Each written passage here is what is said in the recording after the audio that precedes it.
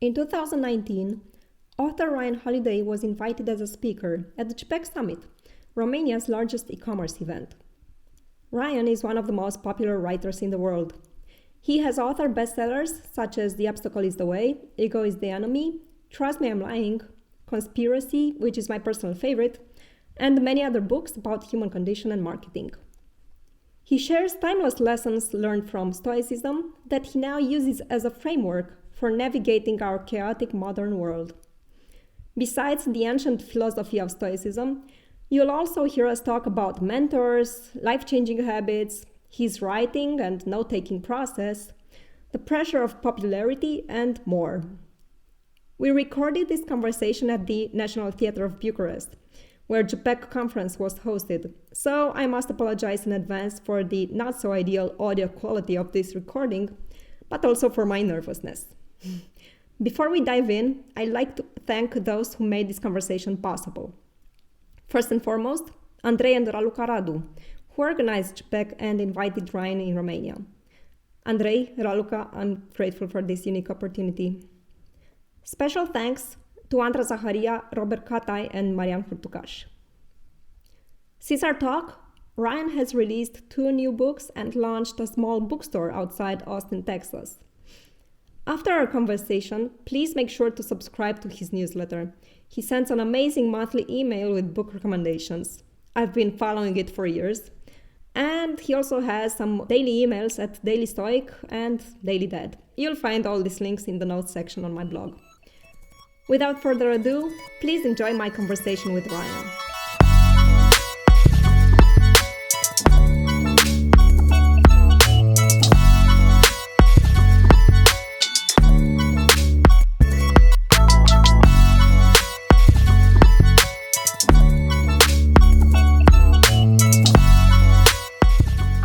Hi. Is this like a podcast or? Yeah. Okay. It will be a podcast. All right. Yes. So, first of all, thank you for doing this, obviously. Of course. I want to go back to the basics, to the beginnings. Okay. Okay, so tell me a little bit about the Stoicism and how you discovered it. So I was about 19 years old and I was at this conference. It was actually sponsored by Trojan Condoms. And afterwards I went up to the speaker. It was this guy, his name's Dr. Drew. And he's sort of a big like television doctor, entertainer. He had a big radio show when I was growing up. And I went up to him and I just said, hey, like you're really smart. What books are you reading? And he told me about this book by Epictetus, one of the Stoic philosophers. And I went back to my hotel room and I bought that. And I bought Marcus Aurelius. And I read them and they just sort of like, it was just like, wow, okay. That's everything I was looking for. And you know, that wouldn't have happened had I not asked that question. So it's kind of a question I try to practice all the time now. I try to ask people what books they like. But Stoicism for me, it was like, oh, this is what philosophy is. It's not this like sort of abstract, theoretical, academic thing. It's like for people who are just trying to get through life. Yeah. Yeah. To cope with. What Stoic exercises have you been practicing? Well, it's important to know that's what Stoicism is. It is exercises, right? Like Marcus Aurelius' meditations is him journaling about the different sort of Stoic practices. So the journaling itself is a big one. I came to it really late, like it was probably 6 or 7 years before I started, but like every morning, including this morning before I gave this talk today, I sat down with a journal and I just sort of had a conversation with myself and I talked about, you know, what I'm going through, what I'm thinking about, what I can do better.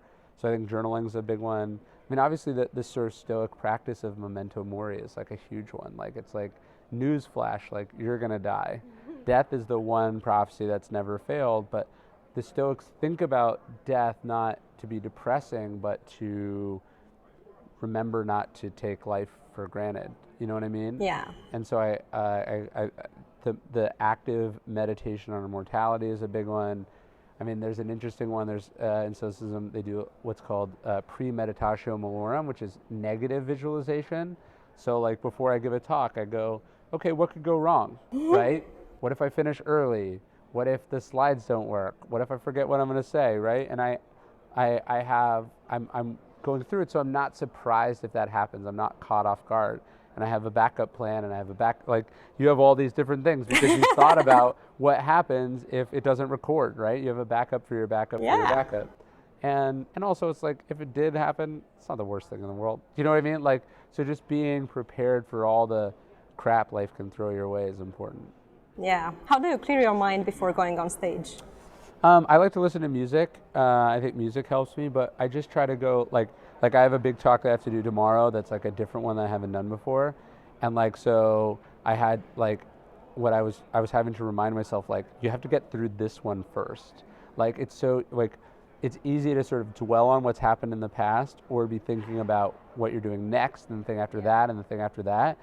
And to me, all of that is really arrogant, right? Like, the idea that I could give this talk and not be 100% focused on it is really rude.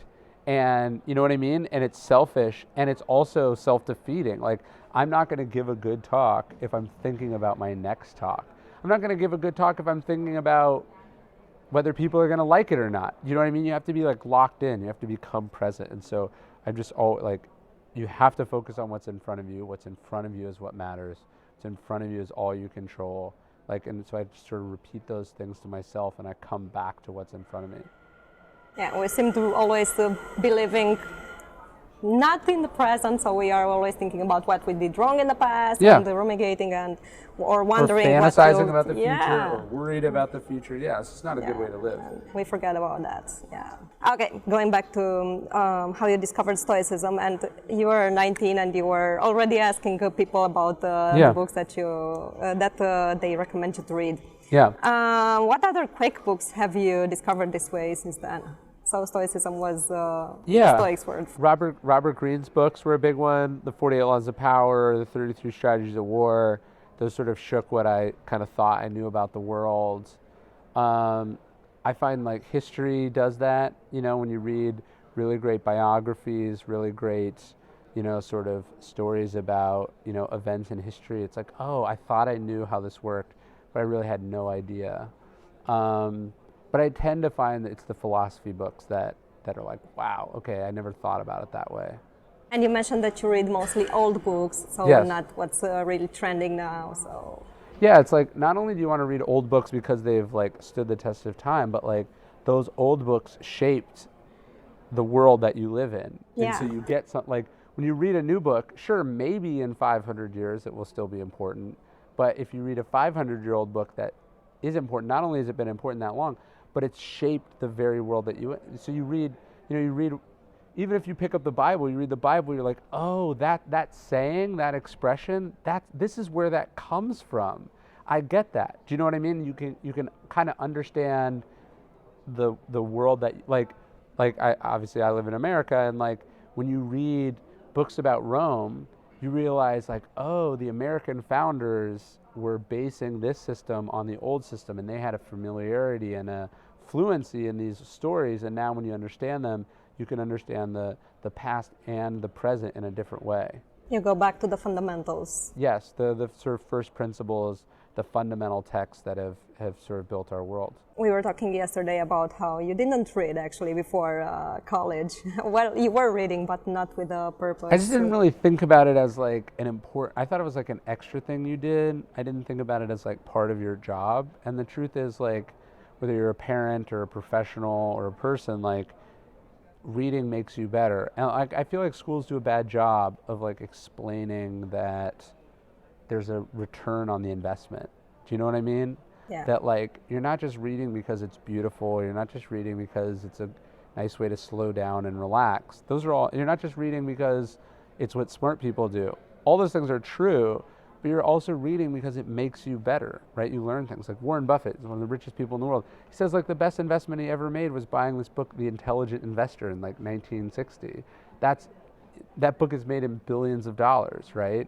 And then people are like, oh, I don't have time to read. And it's like, what's wrong with you? You know, like, what are you doing that's delivering a better return on your investment than books?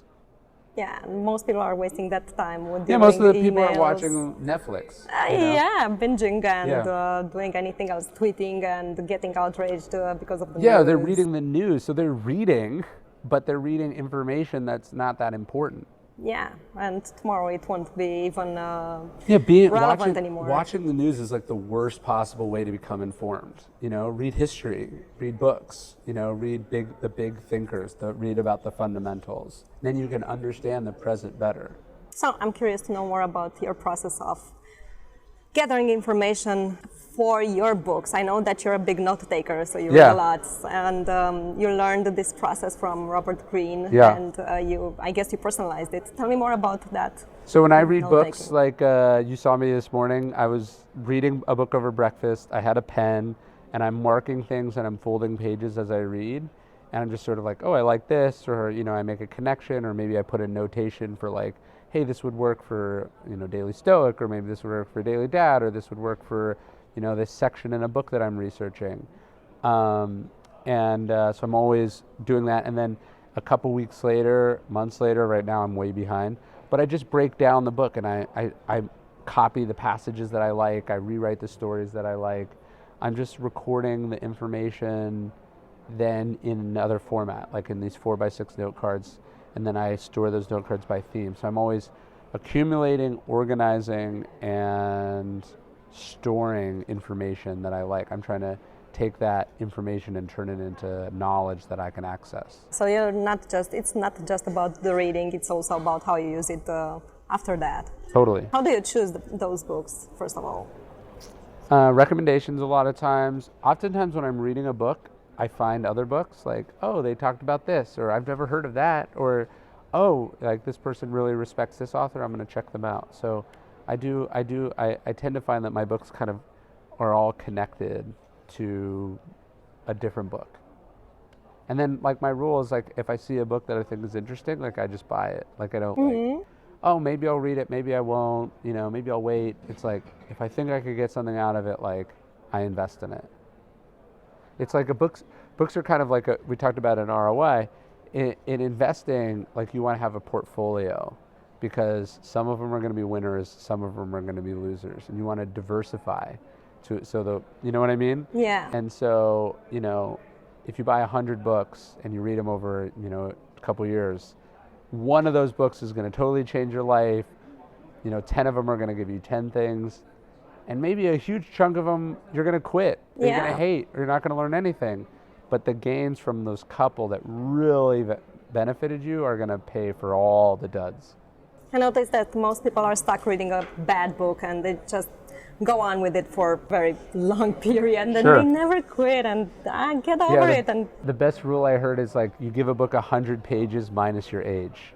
So as you get older, you give books less and less time because you have less and less time. So being like, if a book isn't teaching me something, if it's not entertaining, I'm like, get out of here. Like that means the author's not doing their job. Like books should not be a chore.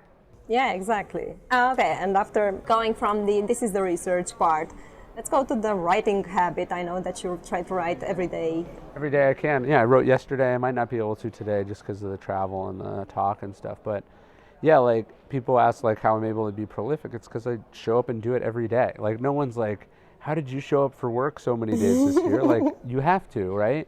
And I think that's one of the problems with the creative professions is people think you only do it when you're inspired or when it's fun or easy or when you have time. And it's like, no, it has to be a daily practice. Yeah, they're waiting for the muse to hit them. Yeah, fuck inspiration.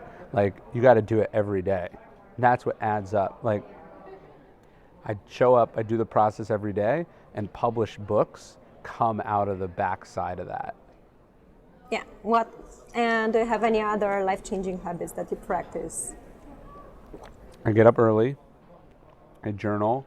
I don't use my phone for the first hour of the day. I do the most important things early in the day before interruptions, before I get tired, before I get distracted.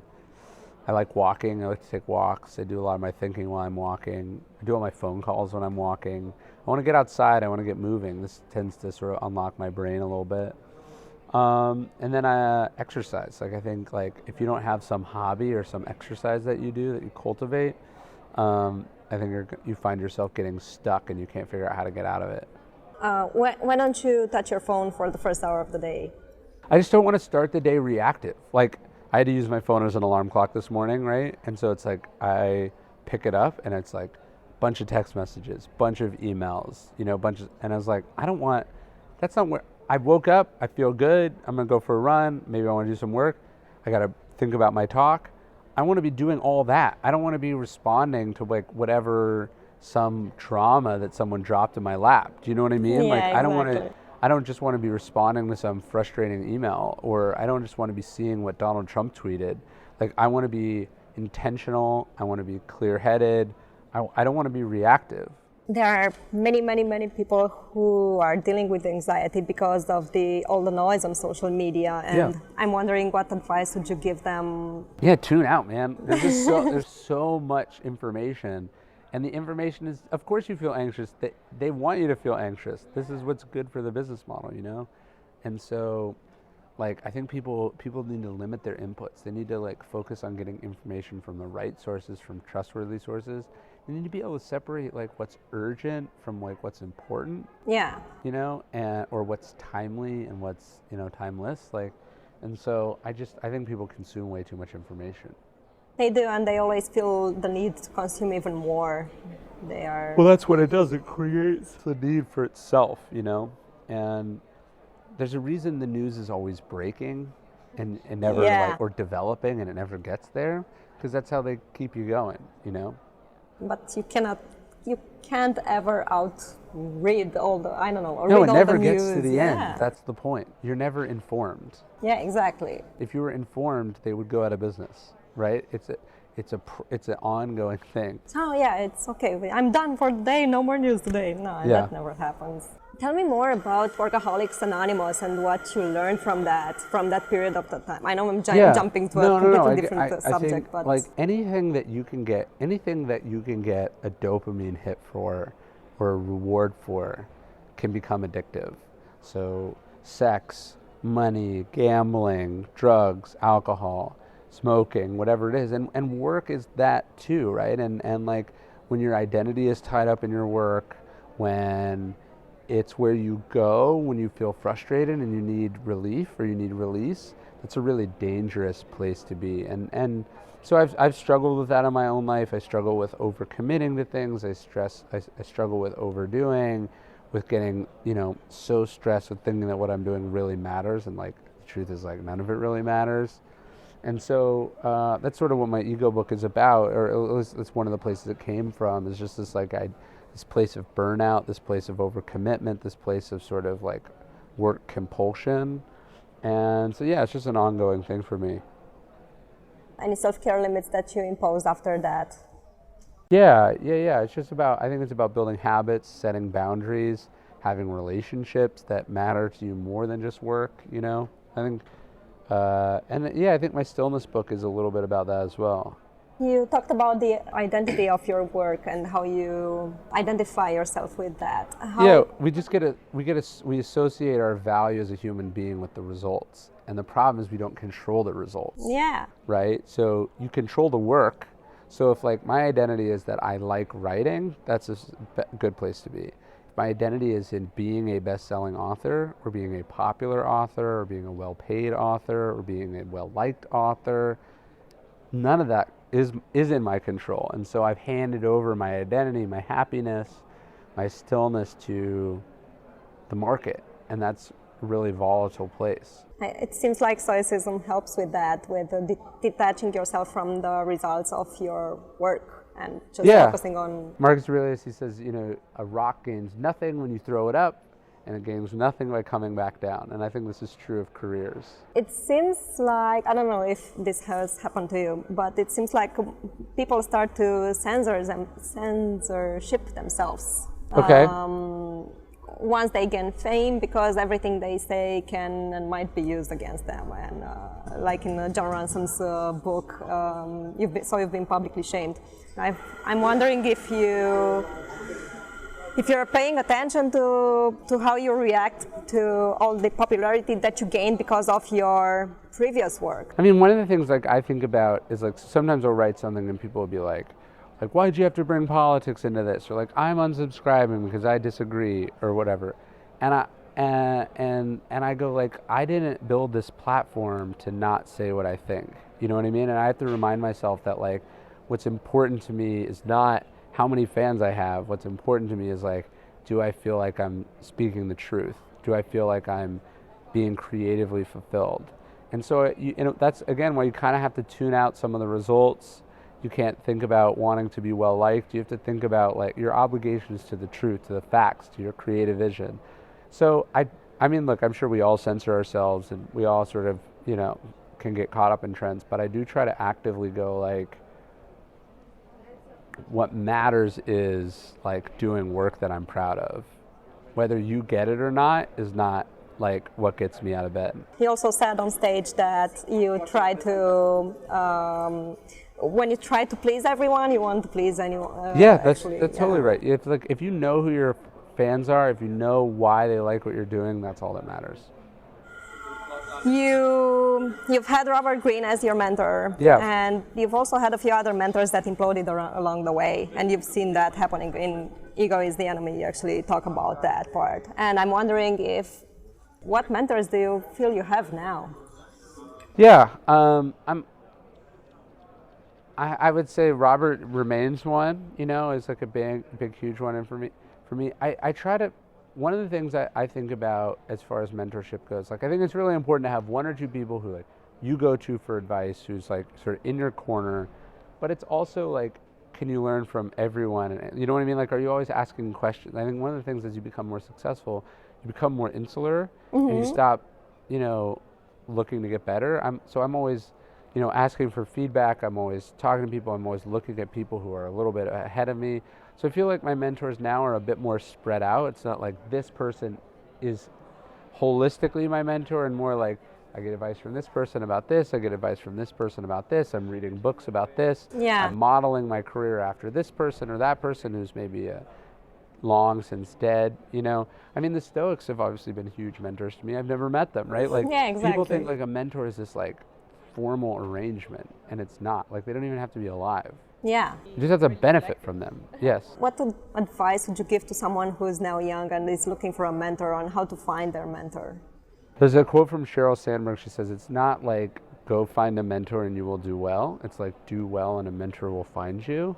It's like when you start to show promise or success, it's like people will want to give you advice. People will want to help you. They'll want you to come work for them because it's a two-way street. Like, I feel like, I definitely feel like I've gotten much more out of Robert than he's gotten out of me, but like, I don't think he did it solely out of selflessness. Do you know what I mean? Like, Like, I feel like I've helped him. I feel like it's a reciprocal relationship. Do you know what I mean? And so I think people forget that. It's like the more promise and potential you show, the easier a chance you'll have. It's not like, you don't just send someone an email and go like, hi, I'm a total nobody, I don't know anything, like, please show me how to become a writer. You go like, hey, like, look, I've been writing for a couple years, here's some of the things that I've published, I've had some interest from publishers, I was just curious, what do you think I should do? All the mentors that I've had, even on an ongoing basis, it's always about short, straightforward questions. Right? Like, hey, I had a question about speaking, or hey, like, what speaking agent do you recommend? Or hey, like, how did you get better on stage? Or like, hey, who do you talk to about this? Like, what was the best book you read? Like, short, like, Dr. Drew is a mentor for me because I just asked him for a book recommendation, right? And now, many years later, we're friends and I ask him for advice, but like, it just started with one question. It's like, how did you meet your husband? It wasn't like you weren't like, I am looking for a husband, right? Exactly. Like, you met, and then you talked, and then you kept talking, and the relationship develops. You know what I mean? Yeah. Yeah. So you need to think about what you're offering them. Yes. You need to make it too simple. So I'm always getting emails that are extremely huge and. Oh my God! God. It's like I don't have time to read a 500-word email that makes you sound like a crazy person. Do you know what I mean? Like that's the other thing. Is like, don't look desperate. Don't look crazy. Don't look unreliable. Don't bring a bunch of drama. You know what I mean? Like it should be simple and clean and straightforward. You have to look like you're worth the time. Yeah, and they're probably doing that For the opposite reason, to make it seem like they are important and Yeah. oh, look how much Yeah, work I'm putting and into you this. as someone who, as you become protective of your time, which you have to be as you're successful, you're really careful about red flags. Yeah. So when someone's like, you're like, that guy seems nuts. It's almost always guys. You know what I mean? They're always nuts, and you're just like, dude, you sort that stuff out. I don't want anything to do with it. Yeah, they come with the emotional problems. They look like they're about to spin off the planet, and you're like, I don't want to be anywhere near that.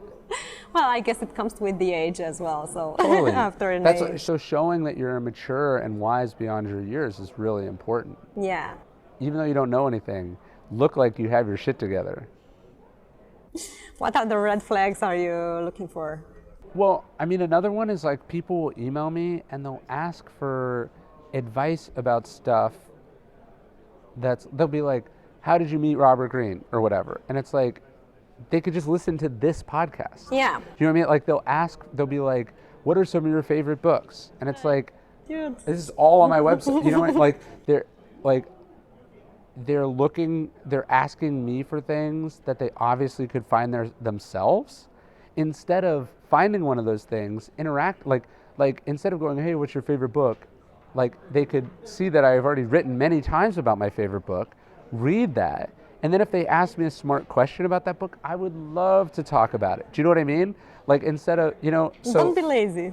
Yeah, don't be lazy, but also find somewhere where there's connection. Yeah. You know?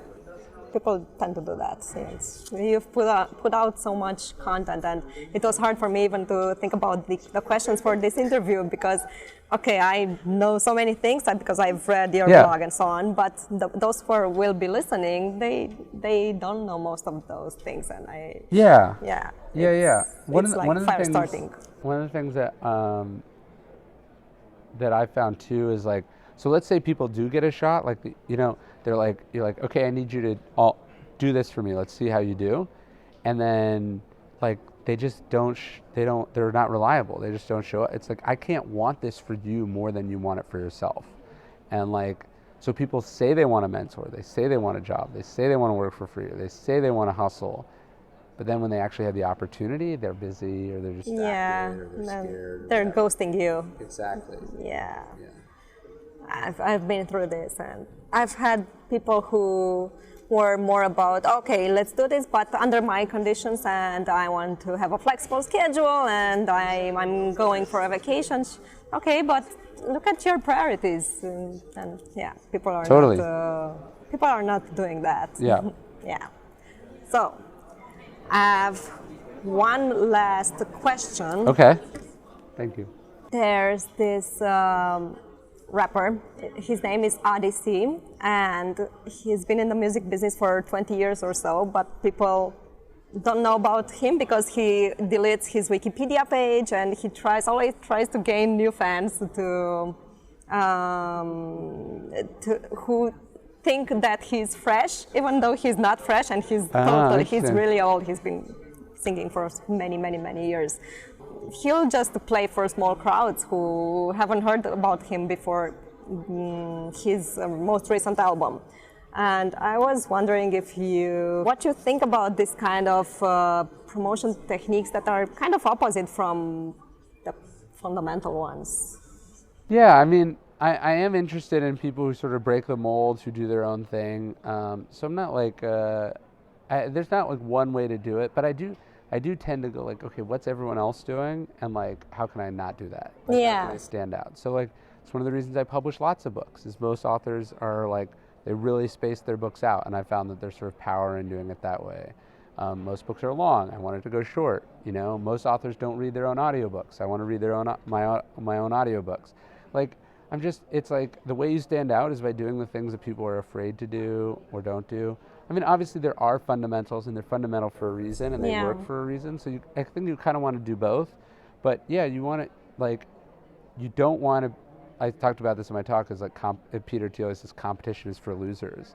Like, when you're doing what everyone else is doing, it doesn't stand out, doesn't have the same impact as when you do something new, provocative, interesting, different. Like, go your own way. That's what you want to do. And most people in my space sell digital products. I sell physical products. You know, like I'm always trying to do it different because first off, I think that's a better business decision, but also like it's more fun. It's more interesting. It's different. Do you know what I mean? I don't want to do what everyone else is doing just because everyone else is doing it. Like, it's just, why? And you also have a newsletter that you've been building, and yeah, emails have been, I don't know, for 30 years. They've been going strong, so yeah. I mean, email's like almost like 50 years old. Yeah. Like, it's crazy. So yeah. That's one of the fundamentals. Yeah. Okay, what book have you brought with you here in Bucharest? What am I reading? So I read this new book called Hymns of the Republic. It's about the last year of the U.S. Civil War. I read that on the plane. I'm reading this book that's about the history of whistleblowers, like people who call attention to fraud or malfeasance in the government, in politics, in business. I'm reading that right now. And then I'm reading a translation of Plutarch called How to Be a Leader. It's all sort of ancient strategies from Plutarch's biographies. So those are my three. Okay. Yeah. Great. Well, thank you, Ryan, for everything. This is awesome. I appreciate it. This was awesome. Yeah. And for people who want to start reading you, where should they start? RyanHoliday.net, @RyanHoliday. If you want a daily email about philosophy, dailystoic.com. And if you're a parent and you want parenting strategies, dailydad.com. Great. Thank you. Thank you. Yay. Thank you for listening. You'll find all the links in the notes section on my blog, cristinachipurici.ro. And if you enjoyed it, please subscribe to the podcast and make sure to share it with your friends. Thanks.